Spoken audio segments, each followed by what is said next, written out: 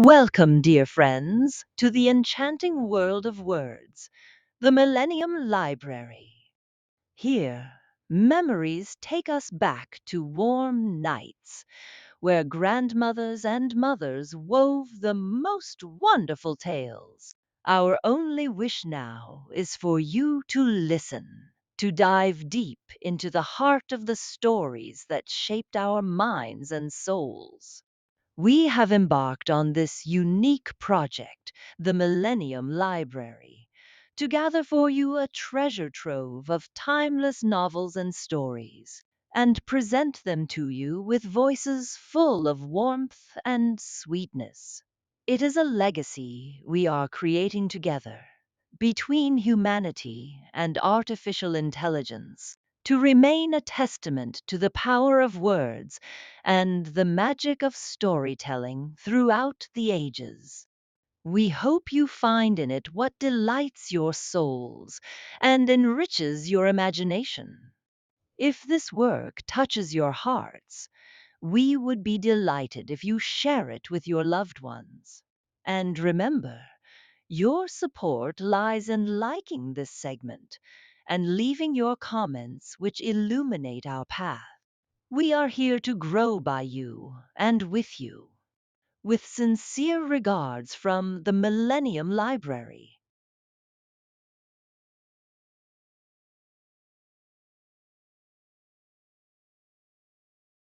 The Charitable Jogi.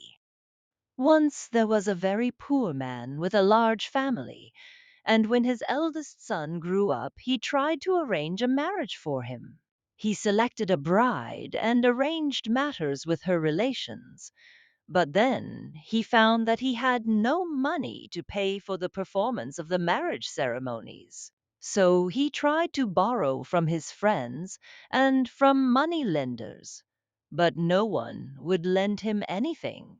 So he proposed to the bride's relatives to only have the betrothal that year and the marriage the year after. But they would not agree and said that the marriage must be then or never. Just then, a jogi came to his house to beg, and he told the jogi all about his difficulties and asked for help. The jogi took pity on him and gave him 20 rupees, which was all that he had collected by begging. Now, this jogi had two wives at home, and he thought that he would get a poor reception from them if he returned empty handed. So he picked up two stones and wrapped them up in two pieces of cloth. And when he reached home, his wives welcomed him and brought out a bed for him to sit on and asked about his adventures. And when they saw the bundles, they wished to know what was inside, and they opened them before him, and behold, the stones had turned into gold. When the jogi saw this, he wished that he had picked up 3 or 4 stones instead of only two. And he understood that Chando had given him the gold because he helped the poor man. This is why no money lender will refuse a loan if one is asked for the performance of a marriage, and money so borrowed is always paid back punctually. When the jogi came back the next year, the poor man paid him the 20 rupees. Chote and Mote. Once upon a time there were two brothers, Chote and Mote. They were poor, but very industrious, and they got tired of working as hired laborers in their own village, so they decided to try their luck elsewhere. They went to a distant village, and Choate took service with an oilman, and Mote with a potter on a yearly agreement. Choate had to drive the oil mill in the morning, and then, after having his dinner, to feed the mill bullock and take it out to graze. But the bullock, having had a good meal of oil cake, would not settle down to graze alone, but kept running after all the herds of cattle it saw. And Choate had to spend his whole time running after it till he was worn out, and he was very soon. sorry that he had taken up such hard service, and was quite resolved not to stay on after his year was up. Moat was no better off. The potter overworked him, making him carry water and dig earth from morn to night, and for all he did, he got nothing but abuse. One day the brothers met and Moat asked Choate how he was getting on. Choate answered, "Oh, I have got a capital place. All the morning I sit at my ease on the oil mill. Then I have a good dinner and take the bullock out to graze, and as it has had a good meal of oil cake it lies down without giving any trouble, and I sit in the shade and enjoy myself." Then Moat said, "I am pretty lucky too. I have to fetch 3 or 4 pots of water. Then I have my dinner and a rest, and then I have to dig earth and knead it. Still, I cannot say that I have so little work as you. Will you change with me for 3 or 4 days, so that I may have a rest?" Choate gladly agreed, and each brother thought that he had got the better of the other. In the morning, while Moat was driving the oil mill, he was very pleased with his new job, and when he had to take the bullock out to graze, he took a bedstead with him to lie on. But directly the bullock got outside the village, it rushed off bellowing towards some other cattle, and Moat had to run after it with his bedstead on his head. And all the afternoon the bullock kept him running about till he was worn out. Meanwhile, Choate was no better off. His unaccustomed shoulders were quite bruised with constantly carrying water. At the potter's house was a custard apple tree, and it was believed that there was money buried at the foot of the tree.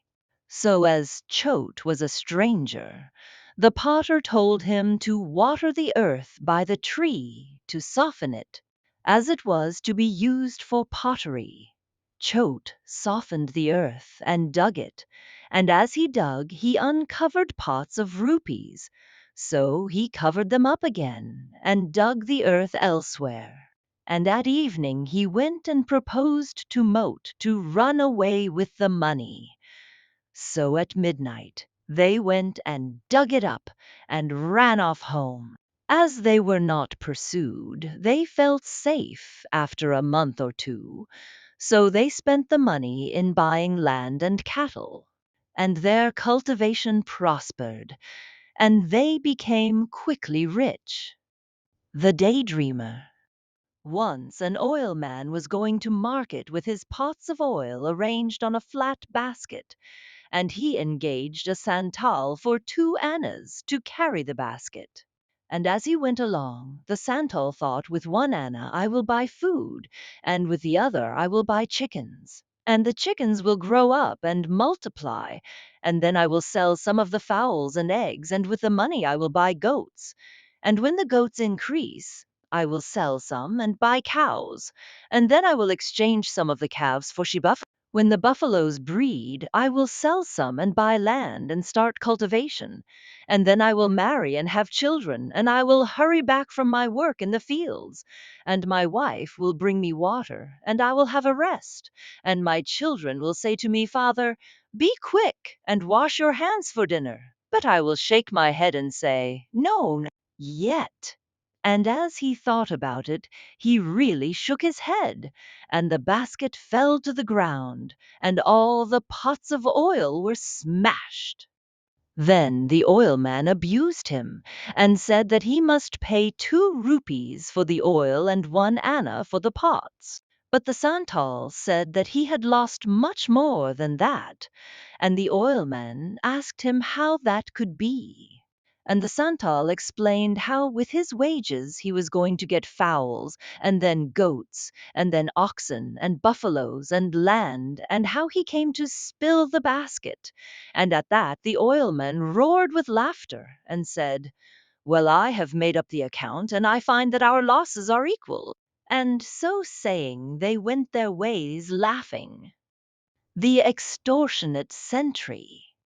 There was once a sentry outside a Raja's palace who would let no one go in to sell anything to the Raja until they first promised to give him half the price they received from the Raja.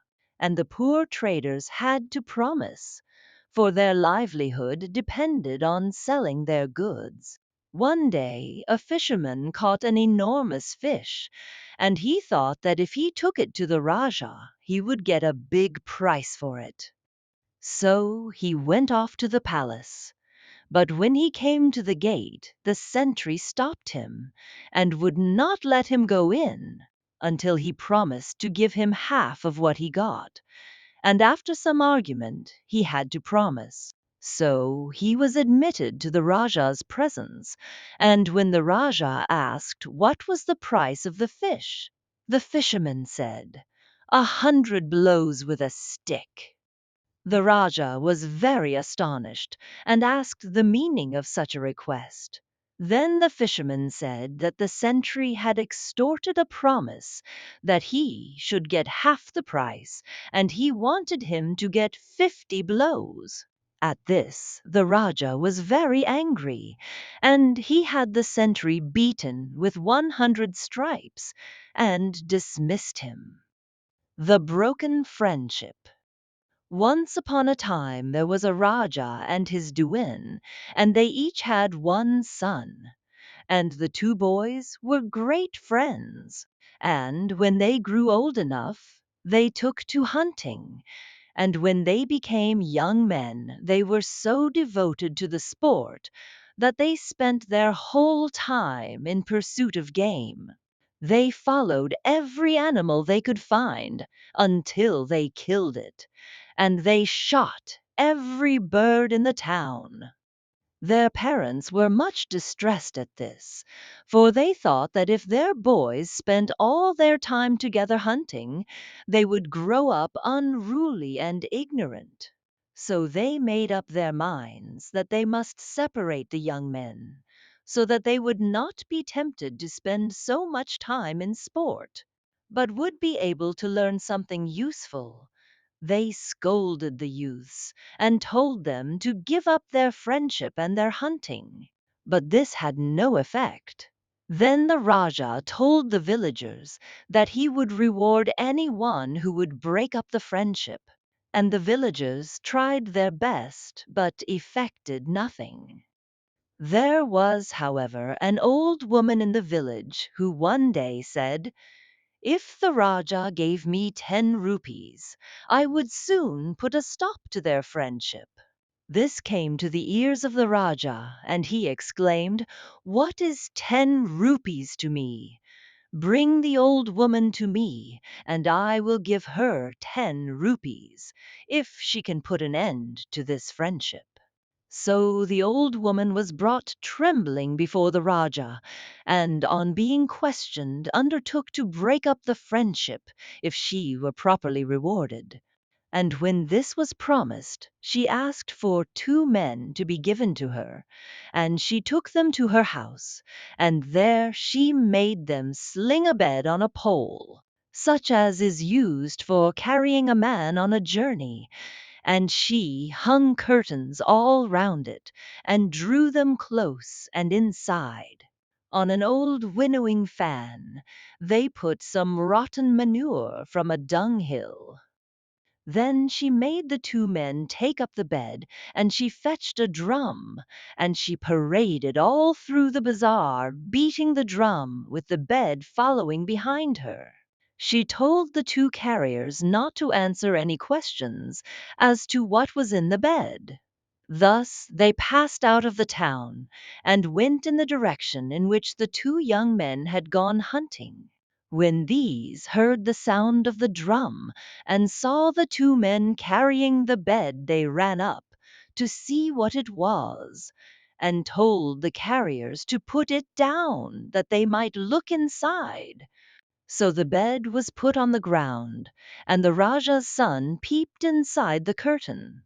But as he caught the smell, he jumped back, and the Dewan's son asked what was the matter, and he said, "It stinks.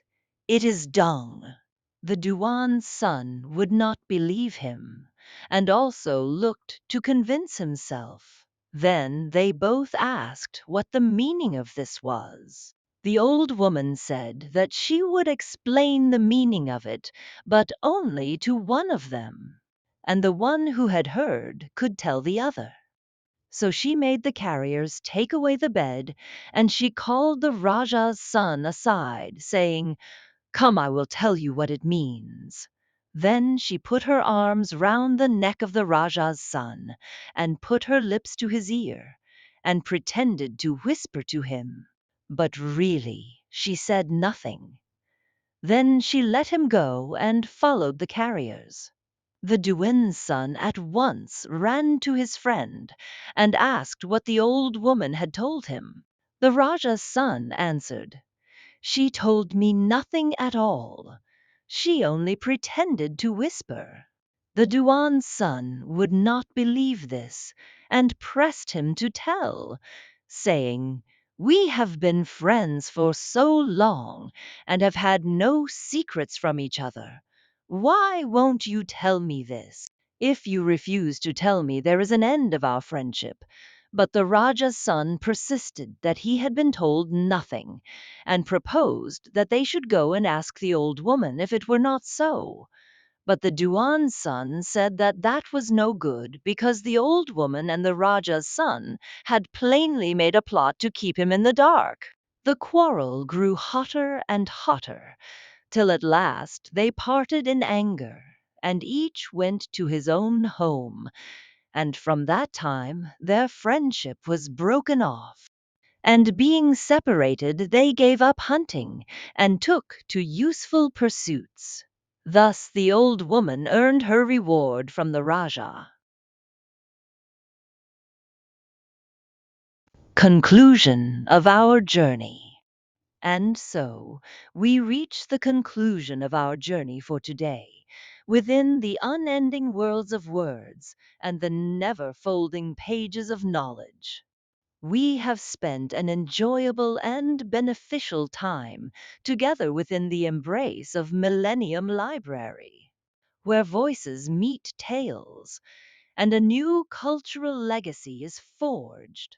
We hope you have enjoyed every moment and delved deeply into the dimensions of the story or novel we presented to you.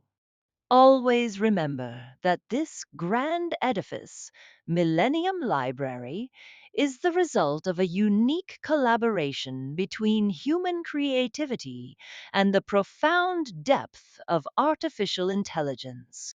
Our goal is to enrich your ears and minds with the treasures of world literature and to make knowledge accessible to everyone, while preserving the ownership rights of Millennium Library for this distinctive production. Don't forget to follow us and activate the notification bell to receive all new content. And share this podcast with everyone around you, for knowledge is light, and together we illuminate the paths. Until we meet again in a future episode and a new literary adventure, may you be in the care and keeping of Allah, and within the realm of immortal words. Millennium Library, where tales are embodied, knowledge is narrated, and creativity is immortalized.